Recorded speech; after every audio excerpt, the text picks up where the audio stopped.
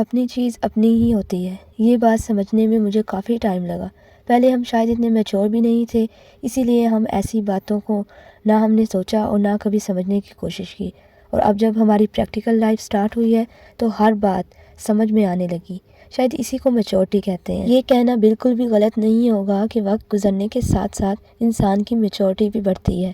یہ ہمیشہ یاد رکھیے گا کہ دوسروں کی چیزیں تو آپ کو وقتی طور پر فائدہ دے سکتی ہیں، لیکن دکھ اور سکھ میں آپ کو اپنی ہی چیزیں لی ہوئی فائدہ دیں گی، اور یہ میں آپ کو اپنا تجربہ شیئر کر رہی ہوں۔ دکھ تھا یا سکھ تھا، مجھے میری چیزیں ہی لی ہوئی کام آئی، اور مجھے ان چیزوں کی قدر تب ہی معلوم ہوئی جب مجھے ان چیزوں کی بہت ضرورت پڑی، اور تب ہی مجھے اس کہاوت کا معلوم ہوا کہ اس کا اصل مقصد اور اصل مطلب کیا ہے۔ اور اگر آپ کے پاس وہ چیزیں موجود ہیں جو آپ کو کبھی ضرورت بھی پڑ سکتی ہے، تو وہ اس ٹائم پہ وہ چیز سونے سے کم نہیں، اور اس چیز کی قدر کا تب ہی پتہ چلتا ہے۔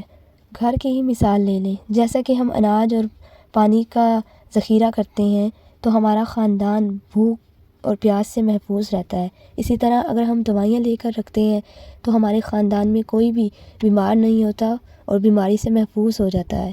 تو اس کا مطلب یہی ہوا کہ اپنی ضرورت کی چیزیں لینا ہمیشہ مفید ہے، کیونکہ برے وقت میں یہ چیزیں ہمارے کام آتی ہیں۔